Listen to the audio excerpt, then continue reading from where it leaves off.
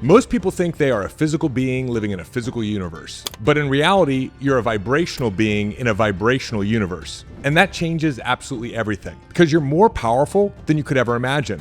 Right now, in this moment, you are both a transmitter and a receiver of energy, broadcasting a signal into the universe that is either pulling your dreams toward you or pushing them away. So if you've been feeling stuck, anxious, exhausted, like no matter how hard you try, nothing actually changes, the reason isn't because you're stupid or broken. You simply need to learn how to raise your vibration. And in this episode, I'm going to show you what vibration actually is, why it's the most important thing that nobody ever taught you, and the most powerful practices that exist today so you can raise your vibration, create more abundance, heal your body, and collapse the gap between where you are and the life that you know you're supposed to be living. Now, let's start by clarifying what raising your vibration actually means. The term raising your vibration is a term that's been used for literally thousands of years, going back to the ancient Greek Hermetics, to the New Thought movement of the 18 and 1900s, and it was formalized with the work of Dr. David Hawkins and his map of consciousness in the 1980s. And what Hawkins created was a scale that went from 1 to 1,000. And he used muscle testing to determine the level of vibration of different emotions, of people who existed throughout history, even of places and things. For example, an emotion like shame measures 20 on Hawkins' scale. Fear is 100. Courage is 200. Love is a 500 calibration, all the way to higher states of enlightenment at 700 to 1,000. And so, in this sense, higher emotional states are emotions that feel good, and we call this a high vibration emotion. Vibrations that don't feel good are referred to as lower vibration emotions. And this concept is rooted in the idea that we as human beings are energetic organisms, and that thoughts and emotions that we frequently practice emanate through our brain and our nervous system, and they create an electromagnetic frequency within our bodies. And because everything is energy, swirls of atoms and molecules and subatomic particles, the frequency that we broadcast attracts thoughts, it attracts situations, it attracts circumstances, and you therefore create your reality. And so the higher your consistent state of vibration, the more beneficial experiences that you attract into your life. And this just makes sense, right? Like even on a practical level, lower level emotions like anger or jealousy are dense. They contract the body, they constrict your perception, they activate your stress physiology, they move you into survival mode. But higher level emotions are light, they're expansive, they create openness in the nervous system, they increase your clarity, they widen your perception. So when we talk about vibration, what we're talking about is the emotional frequency that you generally tend to live in, the frequency that your nervous system has become habituated to. So I want you to think about, like, where do you frequently live? You know, for years, decades probably, I lived in anxiety and worry, right? Today, I live a little bit more in faith, excitement, compassion, love. So on Hawkins' scale, emotions like shame or guilt or worry, they sit at lower calibrations. And if you think about it, this is where most people live most of the time. And this is really important to understand because if you look at what's going on in the world today, from the loneliness epidemic to suicide rates, the number of people on medication, our sick society, even if you look at the number of people who are living in financial security, even if you look at what's going on in the world in terms of armed conflict and corruption, it's because most people are spending most of their time operating from these lower level frequencies. And so that's the kind of world that they're creating. But what Hawkins says in his book, Power versus Force, is that around level 200, you find courage. And when you hit courage, you start moving from what he calls force or forcing it to power, which is when life starts to flow through you. So courage is the moment that you start stepping out of fear-based emotions. And when you start living more from courage, that's when things start to change. Right? I mentioned that Hawkins measured not only emotions, but he also measured people. He calibrated their frequency. And that's where you can really see how energy works as a force that shapes reality. And in many cases, high vibrational people literally change the world. Gandhi, for example, calibrated according to Hawkins' scale at around 760, really, really high, which explains why Gandhi was able to mobilize and attract hundreds of millions of people into nonviolent resistance, not through armies or resources, but literally through presence and frequency. Mother Teresa, according to Hawkins, calibrated around 700, and people who spent even a few minutes in her presence consistently reported feeling profoundly moved and peaceful and uplifted, often without even understanding why. right? And this is why if you walk into a room with someone who lives at a low vibrational frequency, you can feel that vibe in the room. But if you step into a room with somebody who's living in higher vibrational states, you feel good around them. So this is the transmission of high vibrational energy from one person to another, or low vibrational energy from one person to another. So it's real, and it literally shapes reality. And at the other end of the spectrum, the most destructive figures in history were operating from the lowest vibrational states. Right? Hawkins measured architects of various genocides in history, from Hitler to Stalin, and they all calibrated at the bottom of the scale. And what's remarkable about Hawkins' model is that it gives us a framework for understanding not just individual psychology, but the history of human civilization as a battle between vibrational levels. And what's happening right now is a lot of people are actually moving up the vibrational scale. And it may not seem like it, but for most of humanity, we've been living in extreme fear, worry, anxiety, overwhelm, and now we're moving into anger. Anger is actually positive movement up the scale. You go from overwhelm and fear to anger to resentment to then kind of like a boredom with it, and then eventually you cross over into calm and courage and positive emotional states. And one of the most staggering statistics from Hawkins' research is this: a single person operating at a consciousness level of 700 counterbalances 70 million people operating below 200. At 600 calibration, one person counterbalances 10 million people who are living below 200. And this is why personal growth and spiritual growth isn't selfish. It's actually one of the most significant contributions that you can make to the vibrational collective.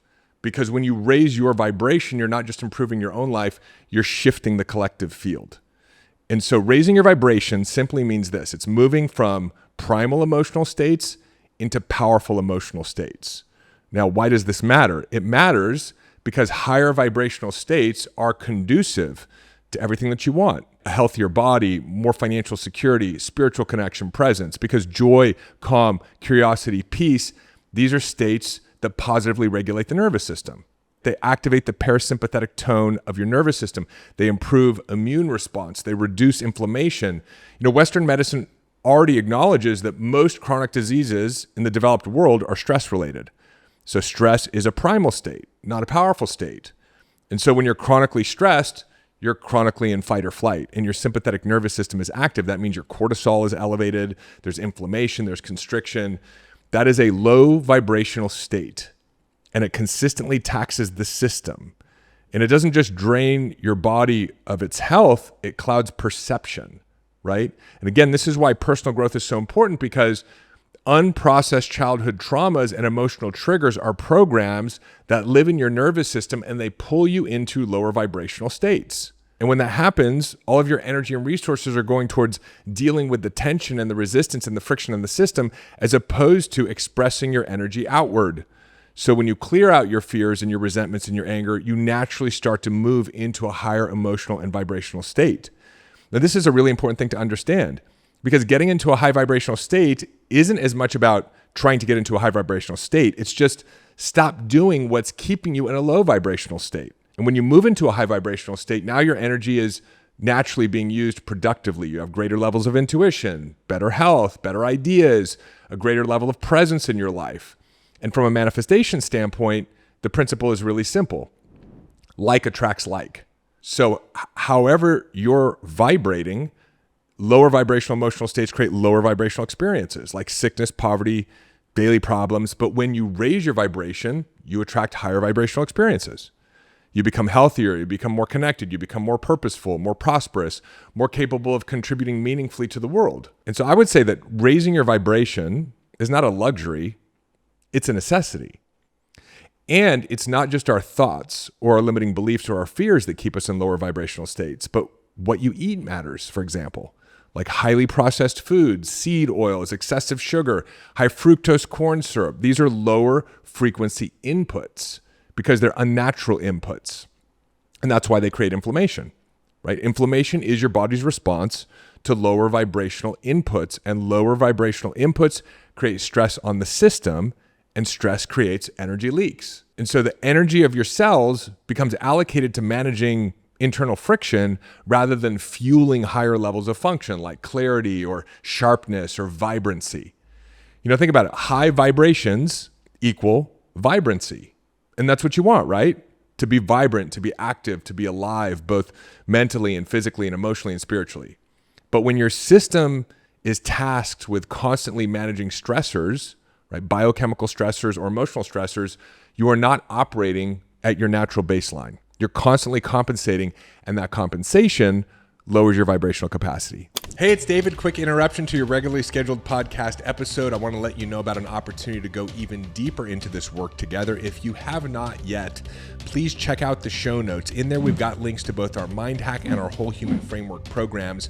Our Mind Hack course is an incredible framework. It's the foundation of everything that I teach on this show to help you understand how to become deeply aware of the subconscious programs that are holding you back, and to teach you the technologies and frameworks to allow you to dramatically transform those belief systems and rewire your brain.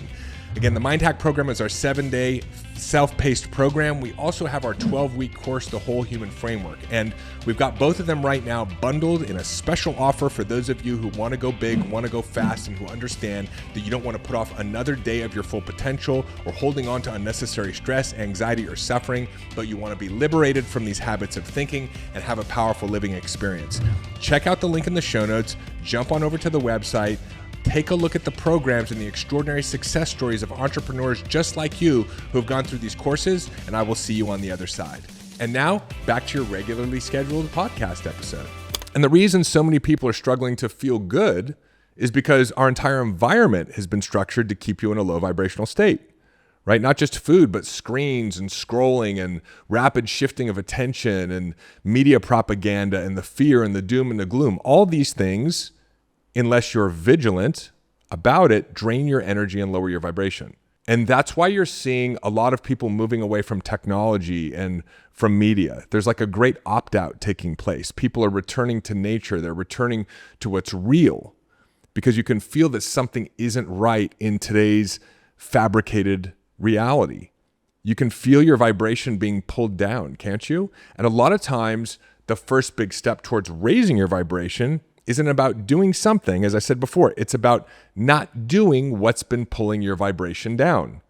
You know, doing a 7-day digital detox, spending more time outdoors instead of online, meeting with friends in person instead of doing everything on virtual Zoom calls, right? Quitting alcohol is a huge phenomenon right now. Easing up on caffeine, which hijacks your nervous system. You can literally change your frequency by simply taking a break from the things that are pulling you down. And then at the same time, there are some simple daily practices that you can start to train your nervous system into a higher frequency. So I'm going to share a couple of my favorites with you. Number one of my favorite practices that's made an enormous difference for me is a really simple breathwork protocol. And you may have heard about things like box breathing or Wim Hof techniques or nasal breathing, but what I found to be incredibly effective, it's called heart rate variability breath practice. You can do it for anywhere from 10 to 20 minutes. And it works like this. You breathe through your nose. So you inhale through your nose and you exhale through your nose. And you inhale for 5.5 seconds. And then you immediately exhale for 5.5 seconds. And then you immediately inhale for 5.5 seconds. And you do that for about 10 to 20 minutes, right? No pause in between the inhale or exhale. So it's a little bit of an active breath. It's like,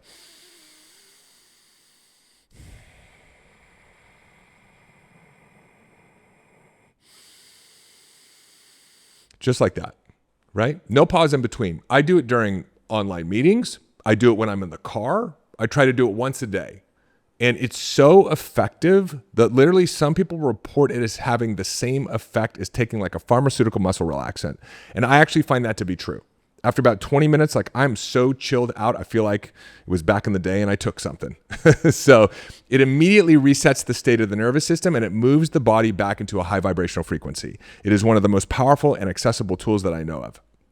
Number two, my next go-to practice is simply a hard physical workout. It doesn't matter what it is. It could be weight training, it could be running, it could be biking, it could be yoga. But putting your body through an intense workout, intense enough that your mind doesn't have the bandwidth to worry, okay? So what this really is an active meditation, right? Because beyond all of the well-documented biochemical benefits, the release of endorphins, dopamine, serotonin, BDNF, the reduction in cortisol, the simple fact is that when you're working out hard enough, you're not engaging in low vibrational thoughts. You just don't have the capacity to do it. You aren't worrying about the past or catastrophizing about the future because you're so fully present on working out. You're fully present in your body for 30, 45, 60 minutes, and that presence is itself a high vibrational state. Remember what I said, one of the best and easiest ways to shift your frequency and to build a new frequency over a short period of time is just to stop doing the things that are locking you into a lower level frequency. So when you train hard, you can't worry, and that's why an intense workout is something that I do anywhere from 2 to 4 times a week. Right? Sometimes I train with weights, sometimes I do some intense yoga, sometimes I do some cardio. Number 3, the third practice is to regularly consume high vibrational content. Normally we think about nutrition as just stuff we put in our mouth, but you've got 5 senses, right? What you see, what you hear, what you feel, and listening to motivational and inspirational teachings, to spiritual wisdom, to people who speak truth is high vibrational input. Years ago when I decided I needed to change my life and that I was going to no longer live in anxiety, I was going to get off medications, I was going to stop abusing drugs and alcohol and pornography and sex, I had to create new habits. And so every single morning, and whenever I needed it throughout the day, I was listening to people like Neville Goddard, Les Brown, Eckhart Tolle, Joel Osteen. I was listening to scripture, regardless of the tradition, the Bible, the Quran, the New Thought teachings, the science of mind. All that stuff feeds your mind and your nervous system and your soul with high vibrational inputs. Fourth practice is journaling. Simply sitting down and writing out how you are feeling creates a bridge to your own emotional world. So you're no longer holding all the emotions in, you're talking about it. You're talking about it with yourself, or you're talking about it with God or whoever you write to. It allows you to begin starting to touch your emotions rather than suppressing or ignoring them. Because what ends up happening is we reach for a cup of coffee, we reach for some alcohol, we reach for our phone or our screens or whatever it is, and we bypass feeling the emotions that are wanting to be properly processed. And in recent years, one of the most transformative things that has deepened this practice for me is what's called somatic work, which is actually going into a lower level emotion when it comes up and feeling it for just a few minutes rather than running from it or trying to bypass it. And so when a low vibrational feeling comes up, it's a trigger. It's an old memory. It's an unprocessed experience or a trauma that's never been properly metabolized. And it will keep coming up again and again until you actually feel it. And so whether it's through journaling or whether it's through a deeper somatic process where you physically locate where that emotion is in your body and you start to feel the emotions, you start to diffuse the charges. And as you diffuse these charges and triggers, they lose their power over you. They no longer exist inside of you. And in the same way, right, you start to become naturally and organically a higher vibrational person because there's lower vibrational charges that you're letting go of. And the fifth and perhaps most important practice is being in community with other high vibrational people, right? This just makes sense. If you want to get good at a martial art, you train with great martial artists. If you want to get sober, you surround yourself with people who are living in recovery. And if you want to become a high vibrational person, you seek out, you spend time with, and you actively contribute to high vibrational relationships. That's one of the big reasons why I host my annual event, the Powerful Living Experience Live, where our entire community comes together for 3 days of high vibrational content and experience and connection. That's why having a network of friends who are talking about and committed to and practicing high vibrational habits is so important. It creates an emotional buffer zone, like a force field. It is a dojo for the soul. Because if you want to get good at something like raising your vibration, it's not a do-it-yourself project. You have to do it with other people. So I hope you got a ton out of this episode. So some real tools, some powerful takeaways, and an understanding of what this vibrational game is and how to win it. If you love this episode and want to go deeper with me, do me a favor, check out the links in the show notes. I've got some amazing resources for you, from my book, A Changed Mind, which is on Amazon, to my upcoming live event that I just told you about. Or you can jump on over to davidbear.com, join our newsletter, get access to a powerful 4-part video training series on building and maintaining a powerful high vibrational frequency. And if you haven't yet, subscribe. And if you love this episode as much as I love sharing it with you, leave me a comment or review. And most importantly, pay it forward. Share it with someone who needs to hear it today. So I love you so much. Thanks for letting me be here with you. And I will see you in the next episode.